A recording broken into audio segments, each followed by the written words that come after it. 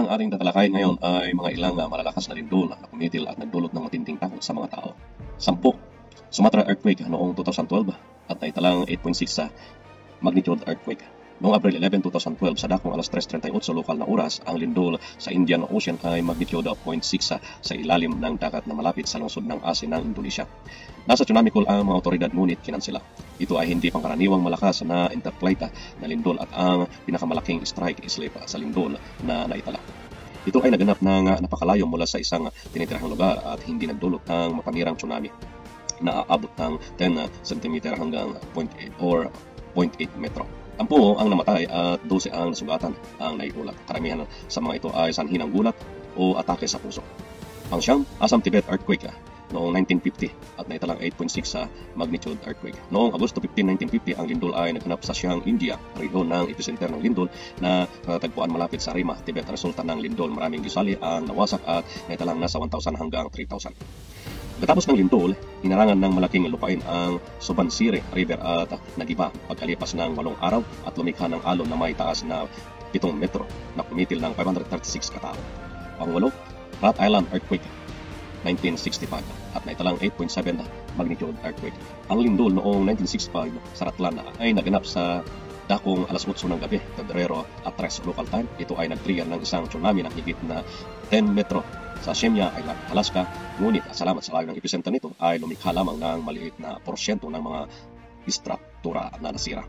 Pang-7, Ecuador Colombia earthquake 1906 at naitalang 8.8 magnitude earthquake. Ang lindol noong 1906 sa Colombia ay naganap noong oras ng alas 3:36 ng hapon noong Enero 31 sa baybayin ng Ecuador, malapit sa Esmeraldas, isang baybayin lungsod ng hilagang kanlurang Ecuador. Nagdulot ito ng malalaking tsunami na naabot hanggang sa 5 metro at may ilang naitala na namatay dulot nito. Pang-6, Maule, Chile earthquake noong 2010 at naitalang 8.8 magnitude earthquake. Ang 2010 Maule earthquake na kilala rin bilang noong 2010 Chile na lindol ay naganap sa baybayin ng gitnang Chile noong Sabado, Pebrero 27 sa oras na alas 3:34 lokal na oras. Ang mga 3 km o 1.9 milya sa baybayin ng Pololaheyo Comuna sa rehiyon ng Maule, Chile. Tumagal ng halos 3 minuto ang matinding pagyanig. Ilang bayan ng timog gitnang Chile ang nasalanta ng tsunami. Nadulot ng lindol, nasira din ng tsunami ang daungan ng Tulcahuano. Lumuho ang mga gusali sa maraming lungsod, kabilang ang kabisera Santiago, nagdulot ng maraming pagkamatay. Inaunsyo ng mga otoridad ang huling bilang ng nasawi na 525 na biktima at 25 katao ang nawala noong Enero 2011.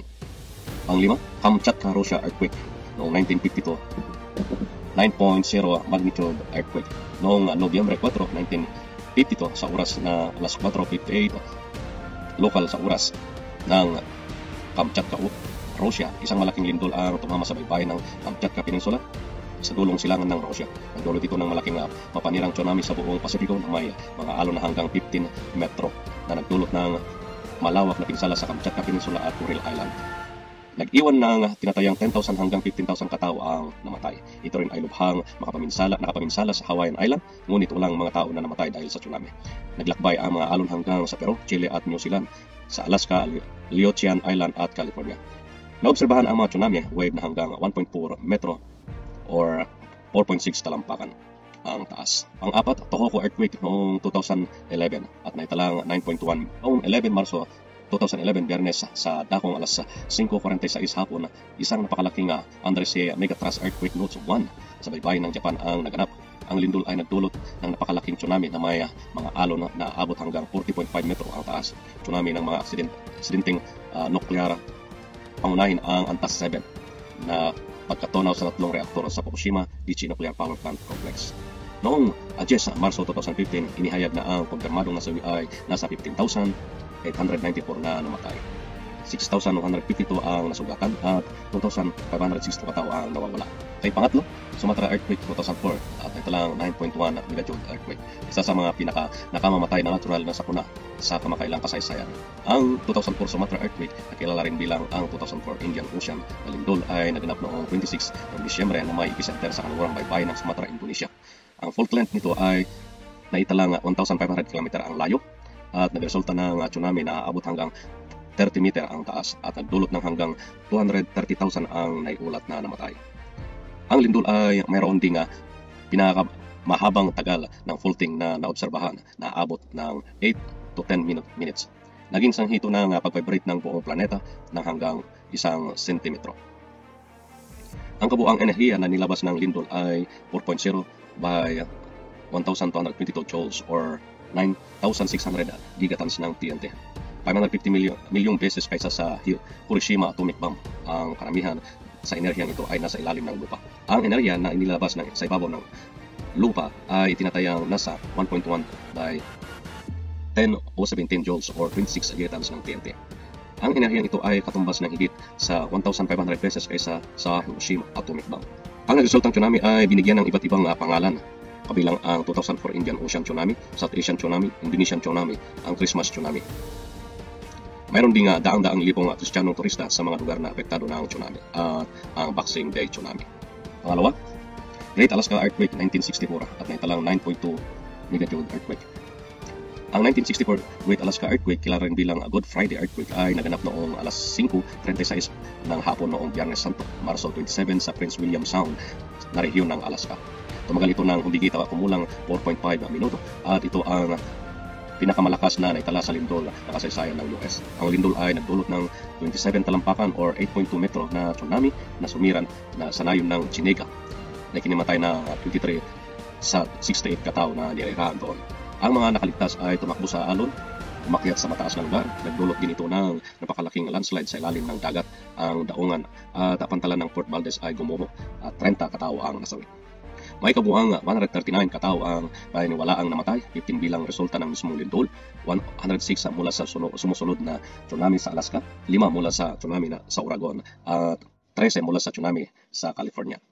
Ang pinakamalakas na tsunami or earthquake na naitala ay sa Valdivia Earthquake 1960 at naitalang 9.5 megajoule earthquake. Kilala rin bilang Great Chilean Earthquake, sa Espanyol Gran Terremoto de Chile. Ito ang pinakamalakas na lindol na itala kailanman. Ang lindol ay tumama noong Mayo 22 sa alas 3:11 ng hapon, lokal na oras. Humigit kumulang 160 km sa baybayin ng Chile, kahanay ng lungsod ng Valdivia. Tumagal ito ng humigit kumulang 10 minuto at nagdulot ng napakalaking tsunami na may mga alon na hanggang 25 metro. Ang pangunahing tsunami ay malubhang umampas sa baybayin ng Chile, tumakbo sa karagatang Pasipiko at winasak ang Hilo, Hawaii. Ang mga alon na may taas na 10.7 metro ay naitala kahit 10,000 kilometer mula sa sentro ng lindol at kasing layo ng Japan at Pilipinas. Ang bilang ng mga namatay noong 1960 Valdivia earthquake ay hindi tiyak. Ang kabuang bilang ng mga nasawi mula sa lindol at tsunami ay tinataya sa pagitan ng 1,000 to 6,000, humigit kumulang 3,000 katao ang nasugatan. Ngayon, dito sa Pilipinas, sa pinangambaan ang malakas na lindol o yung sinasabing kapikuan. Ang hiling lang natin ay sana huwag itong makapangyari dahil tiyak na maraming masasaktan. Ang pinamalakas na sandata natin ay ang panalangin o sana huwag na makapangyari ito sa ating lipunan. Ngayon kaibigan, ano ang gagawin mong paghahanda dito sa napipilik bilang The Big One? Pwede mong itala ang iyong komento at mungkahi dito sa ibaba na aking hintayin at babasahin. Maraming salamat.